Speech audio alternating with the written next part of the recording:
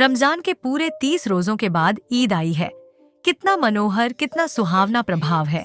वृक्षों पर अजीब हरियाली है, खेतों में कुछ अजीब रौनक है, आसमान पर कुछ अजीब लालिमा है।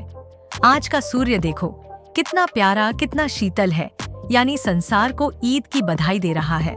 गांव में कितनी हलचल है, ईदगाह जाने की तैयारियां हो रही हैं। किसी के कुर्ते में बटन नहीं है, पड़ोस के घर में सुई धागा लेने दौड़ा जा रहा है। किसी के जूते खड़े हो गए हैं, उनमें तेल डालने के लिए तेली के घर पर भागा जाता है। जल्दी जल्दी बैलों को सानी पानी दे दें। ईदगाह से लौटते लौटते दोपहर हो जाएगी। 3 कोस का पैदल रास्ता, फिर सैकड़ों आदमियों से मिलना भेंटना, दोपहर के पहले लौटना असंभव है। लड़के सबसे ज्यादा प्रसन्न हैं। किसी ने 1 रोजा रखा है, वह भी दोपहर तक, किसी ने वह भी नहीं, लेकिन ईदगाह जाने की खुशी उनके हिस्से की चीज है। रोजे बड़े बूढ़ों के लिए होंगे, इनके लिए तो ईद है। रोज ईद का नाम रटते थे, आज वह आ गई। अब जल्दी पड़ी है कि लोग ईदगाह क्यों नहीं चलते। इन्हें गृहस्थी की चिंताओं से क्या प्रयोजन। सेवैयों के लिए दूध और शक्कर घर में है या नहीं, इनकी बला से ये तो सेवैयां खाएंगे। वह क्या जाने कि अब्बा जान क्यों बदहवास चौधरी कायम अली के घर दौड़े जा रहे हैं। उन्हें क्या खबर कि चौधरी आंखें बदल लें तो यह सारी ईद मुहर्रम हो जाए। उनकी अपनी जेबों में तो कुबेर का धन भरा हुआ है। बार बार जेब से अपना खजाना निकालकर गिनते हैं और खुश होकर फिर रख लेते हैं। महमूद गिनता है, 1 2 10 12, उसके पास 12 पैसे हैं। मोहसिन के पास 1 2 3 8 9 15 पैसे हैं। इन्हीं अनगिनती पैसों में अनगिनती चीजें लाएंगे, खिलौने, मिठाइयाँ, बिगुल, गेंद और जाने क्या क्या। और सबसे ज्यादा प्रसन्न है हामिद। वह 4-5 साल का गरीब सूरत दुबला पतला लड़का, जिसका बाप गत वर्ष हैजे की भेंट हो गया और माँ न जाने क्यों पीली होती होती एक दिन मर गई। किसी को पता क्या बीमारी है, कहती तो कौन सुनने वाला था। दिल पर जो कुछ बीतती थी वह दिल में ही सहती थी, और जब न सहा गया तो संसार से विदा हो गई। अब हामिद अपनी बूढ़ी दादी अमीना की गोद में सोता है और उतना ही प्रसन्न है। उसके अब्बा जान रुपये कमाने गए हैं, बहुत सी थैलियां लेकर आएंगे। अम्मी जान अल्लाह मियाँ के घर से उसके लिए बड़ी अच्छी अच्छी चीजें लाने गई हैं, इसलिए हामिद प्रसन्न है। आशा तो बड़ी चीज है, और फिर बच्चों की आशा। उनकी कल्पना तो राई का पर्वत बना लेती है। हामिद के पाँव में जूते नहीं हैं, सिर पर एक पुरानी धुरानी टोपी है जिसका गोटा काला पड़ गया है, फिर भी वह प्रसन्न है। जब उसके अब्बा जान थैलियां और अम्मी जान नियामतें लेकर आएंगी तो वह दिल से अरमान निकाल लेगा। तब देखेगा मोहसिन, नूरे और सम्मी कहाँ से उतने पैसे निकालेंगे। अभागिन अमीना अपनी कोठरी में बैठी रो रही है। आज ईद का दिन, उसके घर में दाना नहीं। आज आबिद होता तो क्या इसी तरह ईद आती और चली जाती। इस अंधकार और निराशा में वह डूबी जा रही है। किसने बुलाया था इस निगोड़ी ईद को। इस घर में उसका काम नहीं, लेकिन हामिद, उसे किसी के मरने जीने से क्या मतलब। उसके अंदर प्रकाश है, बाहर आशा। विपत्ति अपना सारा दलबल लेकर आए, हामिद की आनंद भरी चितवन उसका विध्वंस कर देगी। हामिद भीतर जाकर दादी से कहता है, तुम डरना नहीं अम्मा, मैं सबसे पहले आऊंगा, बिल्कुल न डरना। अमीना का दिल कचोट रहा है। गांव के बच्चे अपने अपने बाप के साथ जा रहे हैं। हामिद का बाप अमीना के सिवा और कौन है। उसे कैसे अकेले मेले जाने दे। उस भीड़ भाड़ से बच्चा कहीं खो जाए तो क्या हो। नहीं, अमीना उसे यूं न जाने देगी। नन्ही सी जान, 3 कोस चलेगा कैसे, पैर में छाले पड़ जाएंगे, जूते भी तो नहीं है। वह थोड़ी थोड़ी दूर पर उसे गोद में ले लेती, लेकिन यहाँ सेवैयां कौन पकाएगा। पैसे होते तो लौटते लौटते सब सामग्री जमा करके चटपट बना लेती। यहाँ तो घंटों चीजें जमा करते लगेंगे। मांगे का ही तो भरोसा ठहरा। उस दिन फहीमन के कपड़े सिले थे, 8 आने पैसे मिले थे। उस अठन्नी को ईमान की तरह बचाती चली आती थी इसी ईद के लिए, लेकिन कल ग्वालन सिर पर सवार हो गई तो क्या करती। हामिद के लिए कुछ नहीं है तो 2 पैसे का दूध तो चाहिए ही। अब तो कुल 2 आने पैसे बच रहे हैं, 3 पैसे हामिद की जेब में, 5 अमीना के बटुए में। यही तो बिसात है। और ईद का त्योहार अल्लाह ही बेड़ा पार लगावे। धोबन और नाइन और मेहतरानी और चुड़ीहारिन सभी तो आएंगी। सभी को सेवैयां चाहिए और थोड़ा किसी को आंखों नहीं लगता। किस किस से मुंह चुराएगी और मुंह क्यों चुराए। साल भर का त्योहार है, जिंदगी खैरियत से रहे, उनकी तकदीर भी तो उसी के साथ है। बच्चे को खुदा सलामत रखे, ये दिन भी कट जाएंगे। गांव से मेला चला और बच्चों के साथ हामिद भी जा रहा था। कभी सबके सब दौड़कर आगे निकल जाते, फिर किसी पेड़ के नीचे खड़े होकर साथ वालों का इंतजार करते। यह लोग क्यों इतना धीरे धीरे चल रहे हैं? हामिद के पैरों में तो जैसे पर लग गए हैं। वह कभी थक सकता है? शहर का दामन आ गया। सड़क के दोनों ओर अमीरों के बगीचे हैं, पक्की चारदीवारी बनी हुई है, पेड़ों में आम और लीचियां लगी हुई हैं। कभी कभी कोई लड़का कंकड़ी उठाकर आम पर निशान लगाता है। माली अंदर से गाली देता हुआ निकलता है। लड़के वहां से एक फरलांग पर हैं, खूब हंस रहे हैं। माली को कैसा उल्लू बनाया है। बड़ी बड़ी इमारतें आने लगी। ये अदालत है, यह कॉलेज है, ये क्लब घर है। इतने बड़े कॉलेज में कितने लड़के पढ़ते होंगे? सब लड़के नहीं हैं जी, बड़े बड़े आदमी हैं। सच, उनकी बड़ी बड़ी मूंछें हैं। इतने बड़े हो गए, अभी तक पढ़ने जाते हैं। न जाने कब तक पढ़ेंगे और क्या करेंगे इतना पढ़कर। हामिद के मदरसे में 2-3 बड़े बड़े लड़के हैं, बिल्कुल 3 कौड़ी के, रोज मार खाते हैं, काम से जी चुराने वाले। इस जगह भी उसी तरह के लोग होंगे और क्या। क्लब घर में जादू होता है, सुना है। यहाँ मुर्दों की खोपड़ियां दौड़ती हैं और बड़े बड़े तमाशे होते हैं, पर किसी को अंदर नहीं जाने देते। और वहाँ शाम को साहब लोग खेलते हैं, बड़े बड़े आदमी खेलते हैं, मूंछ और दाढ़ी वाले। और मेमे भी खेलती है। सच, हमारी अम्मा को ये दे दो, क्या नाम है, बैट, तो उसे पकड़ ही न सके, घुमाते ही लुढ़क जाई। महमूद ने कहा। हमारी अम्मी जान का तो हाथ कांपने लगे, अल्लाह कसम। मोहसिन बोला, चलो मनो आटा पीस डालती है, जरा सा बैट पकड़ लेंगी तो हाथ कांपने लगेंगे। सैकड़ों घड़े पानी रोज निकालती है, 5 घड़े तो तेरी भैंस पी जाती है। किसी मेम को एक घड़ा पानी भरना पड़े तो आंखों तले अंधेरा आ जाए। महमूद, लेकिन दौड़ती तो नहीं, उछल कूद तो नहीं सकती। मोहसिन, हाँ उछल कूद तो नहीं सकती, लेकिन उस दिन मेरी गाय खुल गई थी और चौधरी के खेत में जा पड़ी थी। अम्मा इतना तेज दौड़ी कि मैं उन्हें न पा सका। सच। आगे चले। हलवाइयों की दुकानें शुरू हुईं, आज खूब सजी हुई थीं। इतनी मिठाइयाँ कौन खाता है? देखो ना, एक एक दुकान पर मनो होंगी। सुना है रात को जिन्नात आकर खरीद ले जाते हैं। अब्बा कहते थे कि आधी रात को एक आदमी हर दुकान पर जाता है और जितना माल बचा होता है वह तुलवा लेता है और सचमुच के रुपये देता है, बिल्कुल ऐसे ही रुपए। हामिद को यकीन न आया, ऐसे रुपये जिन्नात को कहाँ से मिल जाएंगे? मोहसिन ने कहा, जिन्नात को रुपए की क्या कमी, जिस खजाने में चाहे चले जाएं। लोहे के दरवाजे तक उन्हें नहीं रोक सकते जनाब, आप हैं किस फेर में। हीरे जवाहरात तक उनके पास रहते हैं, जिससे खुश हो गए उसे टोकरों जवाहरात दे दिए। अभी यहीं बैठे हैं, 5 मिनट में कलकत्ता पहुंच जाई। हामिद ने फिर पूछा, जिन्नात बहुत बड़े बड़े होते हैं। मोहसिन, एक एक सिर आसमान के बराबर होता है जी। जमीन पर खड़ा हो जाए तो उसका सिर आसमान से जा लगे, मगर चाहे तो एक लोटे में घुस जाए। हामिद, लोग उन्हें कैसे खुश करते होंगे? कोई मुझे यह मंत्र बता दे तो एक जिन्न को खुश कर लूं। मोहसिन, अब यह तो मैं नहीं जानता, लेकिन चौधरी साहब के काबू में बहुत से जिन्नात हैं। कोई चीज चोरी जाए, चौधरी साहब उसका पता लगा देंगे और चोर का नाम बता देंगे। जुमराती का बछुआ उस दिन खो गया था। 3 दिन हैरान हुए, कहीं न मिला। तब झक मारकर चौधरी के पास गए। चौधरी ने तुरंत बता दिया, मवेशी खाने में है, और वहीं मिला। जिन्नात आकर उन्हें सारे जहान की खबर दे जाते हैं। अब उसकी समझ में आ गया कि चौधरी के पास क्यों इतना धन है और क्यों उनका इतना सम्मान है। आगे चले। ये पुलिस लाइन है, यही सब कांस्टेबल कवायद करते हैं। राइटन 5-4। रात को बेचारे घूम घूम कर पहरा देते हैं, नहीं चोरियां हो जाएं। मोहसिन ने प्रतिवाद किया, यह कांस्टेबल पहरा देते हैं। तभी तुम बहुत जानते हो अजी हजरत, यह चोरी करते हैं। शहर के जितने चोर डाकू हैं, सब इनसे मिले रहते हैं। रात को ये लोग चोरों से तो कहते हैं चोरी करो, और आप दूसरे मोहल्ले में जाकर जागते रहो पुकारते हैं।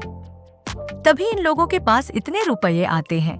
मेरे मामू एक थाने में कांस्टेबल हैं, 20 रुपया महीना पाते हैं, लेकिन 50 रुपये घर भेजते हैं। अल्लाह कसम। मैंने एक बार पूछा था कि मामू, आप इतने रुपये कहाँ से पाते हैं? हंसकर कहने लगे, बेटा, अल्लाह देता है। फिर आप ही बोले, हम लोग चाहें तो एक दिन में लाखों मार लाएं। हम तो इतना ही लेते हैं जिसमें अपनी बदनामी न हो और नौकरी न चली जाए। हामिद ने पूछा, यह लोग चोरी करवाते हैं तो कोई इन्हें पकड़ता नहीं?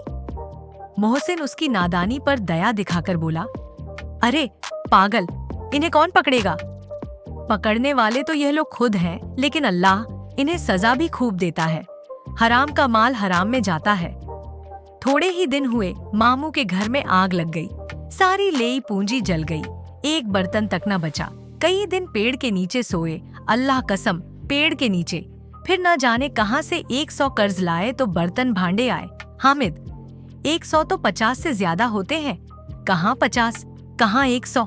50 एक थैली भर होता है, 100 तो 2 थैलियों में भी ना आए ना। अब बस्ती घनी होने लगी। ईदगाह जाने वालों की टोलियां नजर आने लगी, एक से एक भड़कीले वस्त्र पहने हुए। कोई इक्के तांगे पर सवार, कोई मोटर पर, सभी इत्र में बसे, सभी के दिलों में उमंग। ग्रामीणों का यह छोटा सा दल अपनी विपन्नता से बेखबर, संतोष और धैर्य में मगन चला जा रहा था। बच्चों के लिए नगर की सभी चीजें अनोखी थीं। जिस चीज की ओर ताकते ताकते ही रह जाते, और पीछे से बार बार हार्न की आवाज होने पर भी न चेतते। हामिद तो मोटर के नीचे जाते जाते बचा। सहसा ईदगाह नजर आई। ऊपर इमली के घने वृक्षों की छाया है, नीचे पक्का फर्श है जिस पर जाजम बिछा हुआ है, और रोजेदारों की पंक्तियां एक के पीछे एक न जाने कहां तक चली गई हैं, पक्की जगत के नीचे तक, जहां जाजम भी नहीं है। नए आने वाले आकर पीछे की कतार में खड़े हो जाते हैं। आगे जगह नहीं है। यहाँ कोई धन और पद नहीं देखता। इस्लाम की निगाह में सब बराबर हैं। इन ग्रामीणों ने भी वजू किया और पिछली पंक्ति में खड़े हो गए। कितना सुंदर संचालन है, कितनी सुंदर व्यवस्था। लाखों सिर एक साथ सिजदे में झुक जाते हैं, फिर सबके सब एक साथ खड़े हो जाते हैं, एक साथ झुकते हैं और एक साथ घुटनों के बल बैठ जाते हैं। कई बार यही क्रिया होती है, जैसे बिजली की लाखों बत्तियां एक साथ प्रदीप्त हों और एक साथ बुझ जाएं, और यही क्रम चलता रहा। कितना अपूर्व दृश्य था, जिसकी सामूहिक क्रियाएं, विस्तार और अनंतता हृदय को श्रद्धा, गर्व और आत्मानंद से भर देती थीं। मानो भ्रातृत्व का एक सूत्र इन समस्त आत्माओं को एक लड़ी में पिरोए हुए है। नमाज खत्म हो गई है, लोग आपस में गले मिल रहे हैं। तब मिठाई और खिलौने की दुकान पर धावा होता है। ग्रामीणों का यह दल इस विषय में बालकों से कम उत्साही नहीं है। ये देखो, हिंडोला है, 1 पैसा देकर चढ़ जाओ। कभी आसमान पर जाते हुए मालूम होगे, कभी जमीन पर गिरते हुए। यह चरखी है, लकड़ी के हाथी, घोड़े, ऊंट छड़ों में लटके हुए हैं। 1 पैसा देकर बैठ जाओ और 25 चक्करों का मजा लो। महमूद और मोहसिन और नूरे और सम्मी इन घोड़ों और ऊंटों पर बैठते हैं। हामिद दूर खड़ा है, 3 ही पैसे तो उसके पास हैं। अपने कोष का 1/3 जरा सा चक्कर खाने के लिए नहीं दे सकता। सब चरखियों से उतरते हैं। अब खिलौने लेंगे। इधर दुकानों की कतार लगी हुई है, तरह तरह के खिलौने हैं। सिपाही और गुजरिया, राजा और वकील, भिश्ती और धोबिन और साधु। वाह, कितने सुंदर खिलौने हैं। अब बोला ही चाहते हैं। महमूद सिपाही लेता है, खाकी वर्दी और लाल पगड़ी वाला, कंधे पर बंदूक रखे हुए, मालूम होता है अभी कवायद किए चला आ रहा है। मोहसिन को भिश्ती पसंद आया, कमर झुकी हुई है, ऊपर मशक रखे हुए है। मशक का मुंह एक हाथ से पकड़े हुए है। कितना प्रसन्न है, शायद कोई गीत गा रहा है। बस मशक से पानी उड़ेलना ही चाहता है। नूरे को वकील से प्रेम है। कैसी विद्वमता है उसके मुख पर। काला चोगा, नीचे सफेद अचकन, अचकन के सामने की जेब में घड़ी, सुनहरी जंजीर, एक हाथ में कानून का पोथा लिए हुए। मालूम होता है अभी किसी अदालत से जिरह या बहस किए चले आ रहे हैं। यह सब 2-2 पैसे के खिलौने हैं। हामिद के पास कुल 3 पैसे हैं। इतने महंगे खिलौने वह कैसे ले? खिलौना कहीं हाथ से छूट पड़े तो चूर चूर हो जाए, जरा पानी पड़े तो सारा रंग घुल जाए। ऐसे खिलौने लेकर वह क्या करेगा, किस काम के? मोहसिन कहता है, मेरा भिश्ती रोज पानी दे जाएगा सांझ सवेरे। महमूद और मेरा सिपाही घर का पहरा देगा।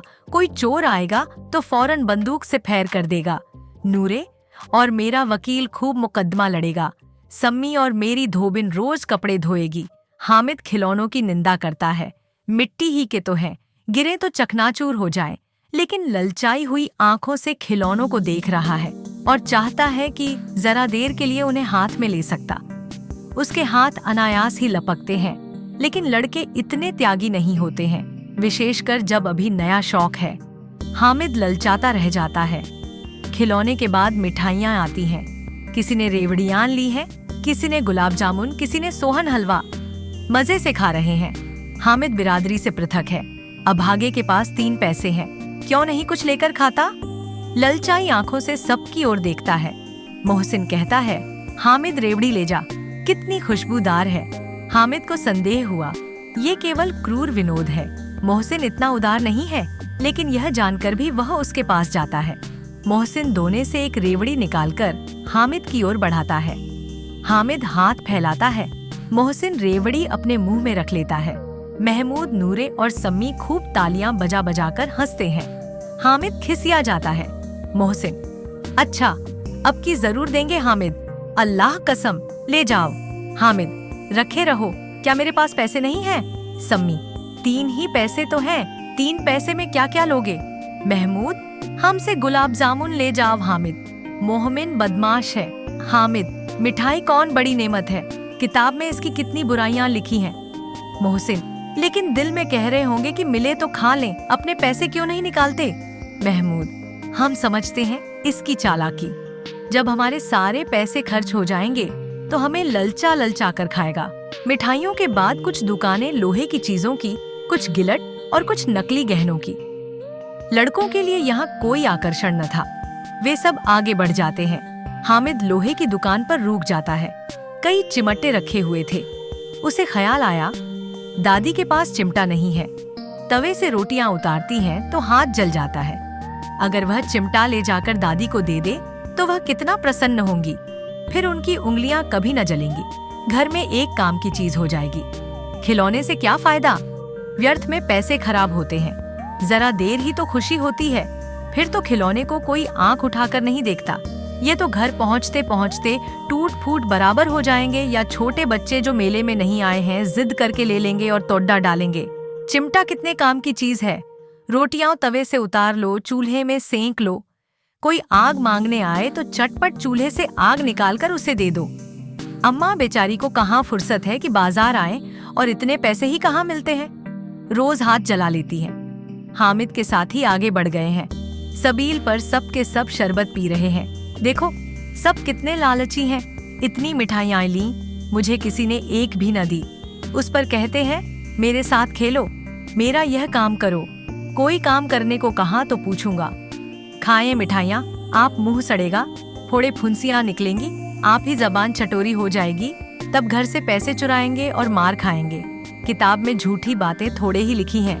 मेरी जबान क्यों खराब होगी? अम्मा चिमटा देखते ही दौड़कर मेरे हाथ से ले लेंगी और कहेंगी, मेरा बच्चा अम्माओं के लिए चिमटा लाया है, कितना अच्छा लड़का है। इन लोगों के खिलौने पर कौन इन्हें दुआएं देगा? बड़ों की दुआएं सीधे अल्लाह के दरबार में पहुंचती हैं और तुरंत सुनी जाती हैं। मेरे पास पैसे नहीं हैं, तभी तो मोहसिन और महमूद यूं मिजाज दिखाते हैं। मैं भी इनसे मिजाज दिखाऊंगा।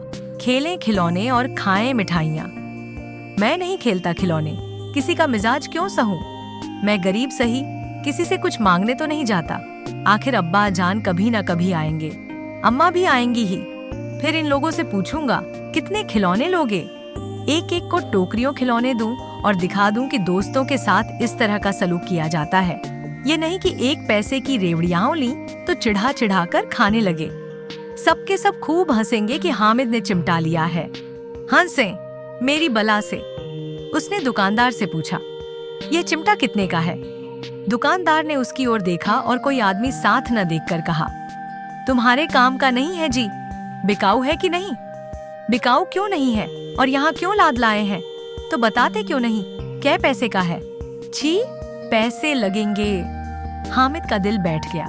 ठीक ठीक 5 पैसे लगेंगे, लेना हो लो, नहीं चलते बनो। हामिद ने कलेजा मजबूत करके कहा, 3 पैसे लोगे? यह कहता हुआ वह आगे बढ़ गया कि दुकानदार की घुड़कियां न सुने। लेकिन दुकानदार ने घुड़कियां नहीं दी, बुलाकर चिमटा दे दिया। हामिद ने उसे इस तरह कंधे पर रखा मानो बंदूक है और शान से अकड़ता हुआ संगियों के पास आया। जरा सुने, सबके सब क्या क्या आलोचनाएं करते हैं। मोहसिन ने हंसकर कहा, यह चिमटा क्यों लाया पगले, इसे क्या करेगा? हामिद ने चिमटे को जमीन पर पटक कर कहा, जरा अपना भिश्ती जमीन पर गिरा दो, सारी पसलियां चूर चूर हो जाएं बच्चों की। महमूद बोला, तो यह चिमटा कोई खिलौना है? हामिद, खिलौना क्यों नहीं है, अभी कंधे पर रखा बंदूक हो गई, हाथ में ले लिया फकीरों का चिमटा हो गया। चाहूं तो इससे मजीरे का काम ले सकता हूँ। एक चिमटा जमा दूं तो तुम लोगों के सारे खिलौनों की जान निकल जाए। तुम्हारे खिलौने कितना ही जोर लगाए, मेरे चिमटे का बाल भी बांका नहीं कर सकते। मेरा बहादुर शेर है चिमटा। सम्मी ने खंजरी ली थी, प्रभावित होकर बोला, मेरी खंजरी से बदलोगे? 2 आने की है। हामिद ने खंजरी की ओर उपेक्षा से देखा।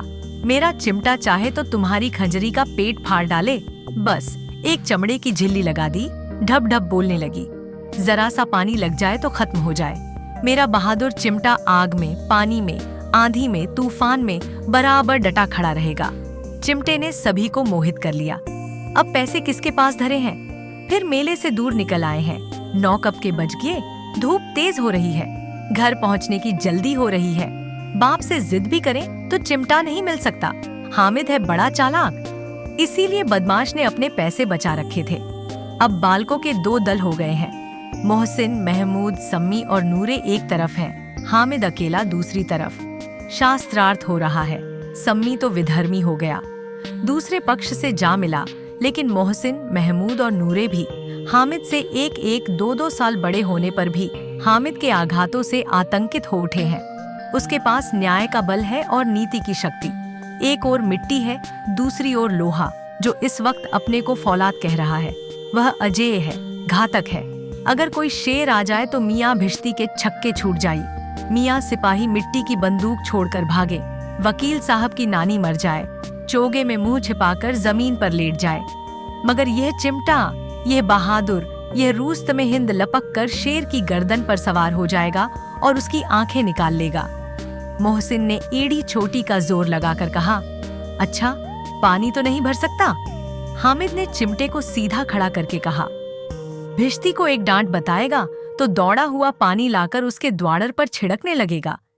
मोहसिन परास्त हो गया, पर महमूद ने कुमुक पहुंचाई, अगर बच्चा पकड़ जाए तो अदालत में बंधे बंधे फिरेंगे, तब तो वकील साहब के पैरों पड़ेंगे। हामिद इस प्रबल तर्क का जवाब न दे सका। उसने पूछा, हमें पकड़ने कौन आएगा? नूरे ने अकड़ कर कहा, यह सिपाही बंदूक वाला। हामिद ने मुंह चिढ़ाकर कहा, यह बेचारे हम बहादुर रुस्तम हिंद को पकड़ेंगे। अच्छा लाओ, अभी जरा कुश्ती हो जाए, इसकी सूरत देखकर दूर से भागेंगे। पकड़ेंगे क्या बेचारे? मोहसिन को एक नई चोट सूझ गई। तुम्हारे चिमटे का मुंह रोज आग में जलेगा। उसने समझा था कि हामिद लाजवाब हो जाएगा, लेकिन यह बात न हुई। हामिद ने तुरंत जवाब दिया, आग में बहादुर ही कूदते हैं जनाब। तुम्हारे यह वकील, सिपाही और भिश्ती लौंडियों की तरह घर में घुस जाएंगे। आग में कूदना वह काम है जो यह रुस्तम हिंद ही कर सकता है। महमूद ने एक जोर लगाया, वकील साहब कुर्सी मेज पर बैठेंगे, तुम्हारा चिमटा तो बावर्ची खाने में जमीन पर पड़ा रहेगा। इस तर्क ने सम्मी और नूरे को भी सजीव कर दिया। कितने ठिकाने की बात कही है पट्टे ने। चिमटा बावर्ची खाने में पड़ा रहने के सिवा और क्या कर सकता है? हामिद को कोई फड़कता हुआ जवाब न सूझा तो उसने धांधली शुरू की, मेरा चिमटा बावर्ची खाने में नहीं रहेगा। वकील साहब कुर्सी पर बैठेंगे तो जाकर उन्हें जमीन पर पटक देगा और उनका कानून उनके पेट में डाल देगा। बात कुछ बनी नहीं, खासी गाली गलौज थी, लेकिन कानून को पेट में डालने वाली बात छा गई। ऐसी छा गई कि तीनों सूरमा मुंह ताकते रह गए, मानो कोई ढेलचा कनकौआ किसी गंडे वाले कनकौए को काट गया हो। कानून मुंह से बाहर निकलने वाली चीज है, उसको पेट के अंदर डाल दिया जाना बेतुकी सी बात होने पर भी कुछ नयापन रखती है। हामिद ने मैदान मार लिया। उसका चिमटा रुस्तम हिंद है। अब इसमें मोहसिन, महमूद, नूरे, सम्मी किसी को भी आपत्ति नहीं हो सकती। विजेता को हारने वालों से जो सत्कार मिलना स्वाभाविक है, वह हामिद को भी मिला। औरों ने 3-3, 4-4 आने पैसे खर्च किए, पर कोई काम की चीज न ले सके। हामिद ने 3 पैसे में रंग जमा लिया। सच ही तो है, खिलौनों का क्या भरोसा, टूट फूट जाएंगे। हामिद का चिमटा तो बना रहेगा बरसों। संधि की शर्तें तय होने लगी। मोहसिन ने कहा, जरा अपना चिमटा दो, हम भी देखें। तुम हमारा भिश्ती लेकर देखो। महमूद और नूरे ने भी अपने अपने खिलौने पेश किए। हामिद को इन शर्तों को मानने में कोई आपत्ति न थी। चिमटा बारी बारी से सबके हाथ में गया और उनके खिलौने बारी बारी से हामिद के हाथ में आए। कितने खूबसूरत खिलौने हैं। हामिद ने हारने वालों के आंसू पोंछे। मैं तुम्हें चिढ़ा रहा था, सच।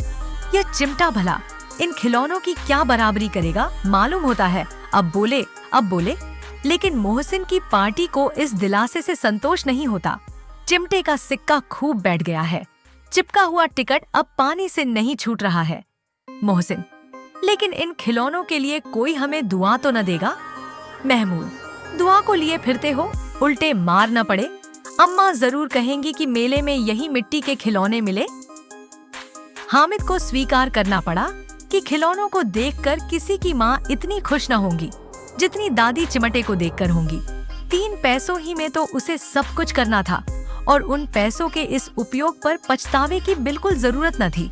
फिर अब तो चिमटा रुस्तमे हिंद है और सभी खिलौनों का बादशाह। रास्ते में महमूद को भूख लगी। उसके बाप ने केले खाने को दिए। महमूद ने केवल हामिद को सांझी बनाया। उसके अन्य मित्र मुंह ताकते रह गए। यह उस चिमटे का प्रसाद था। 11 बजे गांव में हलचल मच गई। मेले वाले आ गए। मोहसिन की छोटी बहन ने दौड़कर भिश्ती उसके हाथ से छीन लिया और मारे खुशी के जा उछली तो मियाँ भिश्ती नीचे आ रहे और सुरलोक सिधारे। इस पर भाई बहन में मारपीट हुई। दानों खूब रोये। उनकी अम्माओं यह शोर सुनकर बिगड़ी और दोनों को ऊपर से 2-2 चांटे और लगाए। मियाँ नूरे के वकील का अंत उनके प्रतिष्ठानुकूल इससे ज्यादा गौरवमय हुआ। वकील जमीन पर या ताक पर तो नहीं बैठ सकता, उसकी मर्यादा का विचार तो करना ही होगा। दीवार में खूंटियां गाड़ी गई। उन पर लकड़ी का एक पटरा रखा गया। पटरे पर कागज का कालीन बिछाया गया। वकील साहब राजा भोज की भांति सिंहासन पर विराजे। नूरे ने उन्हें पंखा झलना शुरू किया। अदालतों में खस की टट्टियां और बिजली के पंखे रहते हैं, क्या यहाँ मामूली पंखा भी न हो? कानून की गर्मी दिमाग पर चढ़ जाएगी कि नहीं। बांस का पंखा आया और नूरे हवा करने लगे। मालूम नहीं पंखे की हवा से या पंखे की चोट से वकील साहब स्वर्गलोक से मृत्युलोक में आ रहे और उनका माटी का चोला माटी में मिल गया। फिर बड़े जोर शोर से मातम हुआ और वकील साहब की अस्थि घूरे पर डाल दी गई। अब रहा महमूद का सिपाही। उसे चटपट गांव का पहरा देने का चार्ज मिल गया। लेकिन पुलिस का सिपाही कोई साधारण व्यक्ति तो नहीं जो अपने पैरों चले। वह पालकी पर चलेगा। एक टोकरी आई, उसमें कुछ लाल रंग के फटे पुराने चिथड़े बिछाए गए जिसमें सिपाही साहब आराम से लेटे। नूरे ने यह टोकरी उठाई और अपने द्वार का चक्कर लगाने लगे। उनके दोनों छोटे भाई सिपाही की तरह छोने वाले जागते लहो पुकारते चलते हैं, मगर रात तो अंधेरी ही होनी चाहिए। महमूद को ठोकर लग जाती है। टोकरी उसके हाथ से छूटकर गिर पड़ती है और मियाँ सिपाही अपनी बंदूक लिए जमीन पर आ जाते हैं और उनकी एक टांग में विकार आ जाता है। महमूद को आज ज्ञात हुआ कि वह अच्छा डॉक्टर है। उसको ऐसा मरहम मिला गया है जिससे वह टूटी टांग को आनन फानन जोड़ सकता है। केवल गूलर का दूध चाहिए। गूलर का दूध आता है। टांग जवाब दे देती है। शल्य क्रिया असफल हुई तब उसकी दूसरी टांग भी तोड़ दी जाती है। अब कम से कम एक जगह आराम से बैठ तो सकता है। एक टांग से तो न चल सकता था न बैठ सकता था। अब वह सिपाही सन्यासी हो गया है। अपनी जगह पर बैठा बैठा पहरा देता है। कभी कभी देवता भी बन जाता है। उसके सिर का झालरदार साफा खुरच दिया गया है। अब उसका जितना रूपांतर चाहो कर सकते हो। कभी कभी तो उससे बाट का काम भी लिया जाता है। अब मियाँ हामिद का हाल सुनिए। अमीना उसकी आवाज सुनते ही दौड़ी और उसे गोद में उठाकर प्यार करने लगी। सहसा उसके हाथ में चिमटा देखकर वह चौंकी। यह चिमटा कहाँ था? मैंने मोल लिया है। कै पैसे में? 3 पैसे दिए। अमीना ने छाती पीट ली। ये कैसा बेसमझ लड़का है कि दोपहर हुआ, कुछ खाया न पिया। लाया क्या? चिमटा। सारे मेले में तुझे और कोई चीज न मिली जो यह लोहे का चिमटा उठा लाया। हामिद ने अपराधी भाव से कहा, तुम्हारी उंगलियां तवे से जल जाती थीं, इसलिए मैंने इसे लिया। बुढ़िया का क्रोध तुरंत स्नेह में बदल गया, और स्नेह भी वह नहीं जो प्रगल्भ होता है और अपनी सारी कसक शब्दों में बिखेर देता है। यह मूक स्नेह था, खूब ठोस रस और स्वाद से भरा हुआ। बच्चे में कितना त्याग, कितना सद्भाव और कितना विवेक है। दूसरों को खिलौने लेते और मिठाई खाते देखकर इसका मन कितना ललचाया होगा। इतना जब्त इससे हुआ कैसे? वहां भी इसे अपनी बुढ़िया दादी की याद बनी रही। अमीना का मन गदगद हो गया। और अब एक बड़ी विचित्र बात हुई, हामिद के इस चिमटे से भी विचित्र।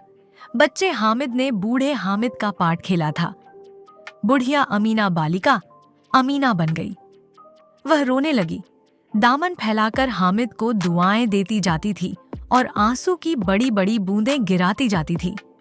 हामिद इसका रहस्य क्या समझता?